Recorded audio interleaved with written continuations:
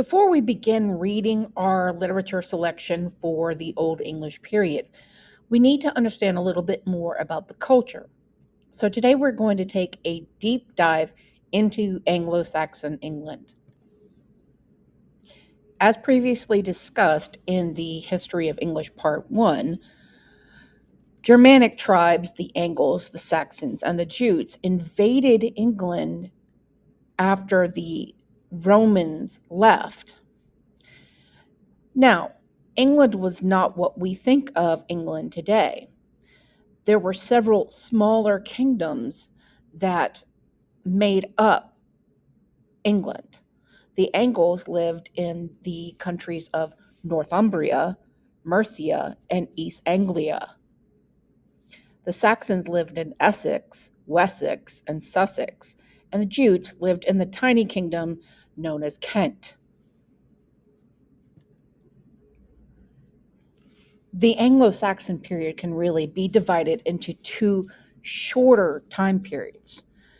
And this is divided between when Christianity took hold in Anglo-Saxon England and when it before it did. Before Christianity took hold in Anglo-Saxon England, from 449 to 597 AD, the primary drive of the culture was the fact that everything was material based. There is no afterlife. Anything that you get in this life is what you get in this life. Um, if someone wrongs you, then you enact the law of revenge. Your purpose in life is to acquire honor, pride, and a reputation. They were pagan and they were very, very superstitious, believing in things like goblins and ghosts. Later, after 597 AD, when monks started to establish monasteries throughout England, it completely changed the culture. Instead of there is no afterlife, the concept of heaven and hell became a thing. It became the right thing to do to forgive the person. And the purpose in life was to live a moral life. That pride, as opposed to what it was before Christianity took hold, is a sin. And they believed in a monotheistic view, meaning that there is only one God. We also have to remember that the Vikings also influenced this time period. In the 790s, the Vikings invaded from Norway. They settled in the north and east of what they called Engleland, because it was the land of the Angles, and they liked it so much better than Norway, they decided to just go ahead and make outposts. And eventually, they took over the whole country.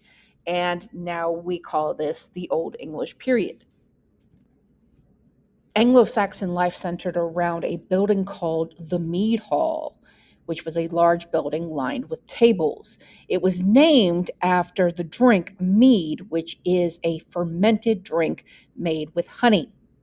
The purpose of the mead hall was to conduct any business, to prepare for war, weddings, everyday meals that they ate as a group. If they had any guests visiting, this is where the guests would stay.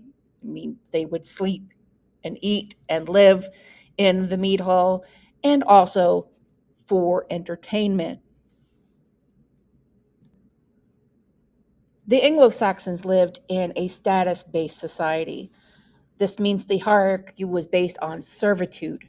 Everyone had a role to play in the community.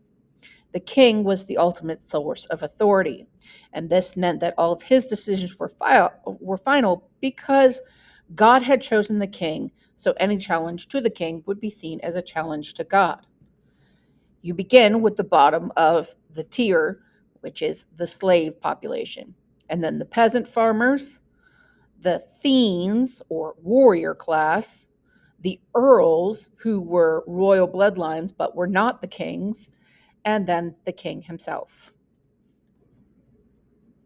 Anytime the king had to make a decision, he had a council of men that were known as the Witan.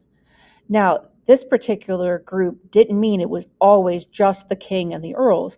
It could be some of the thienes, and it could be some of the people from the religious class. But whenever he assembled this group, it was called the Witaganamat. Say that 3 times fast.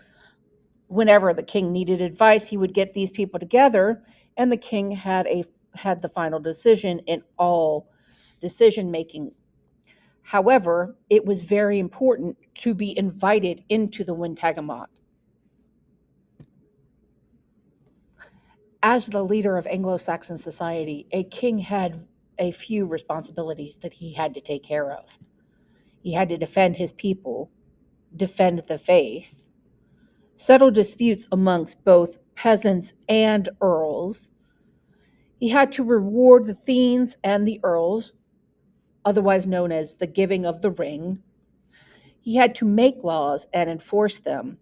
And of course, he had to be known for his military conquests, because as much as Christianity had taken hold, the whole idea of being a very good leader, a very strong leader, was based on how many fights a person had won, but not necessarily on the size of their army.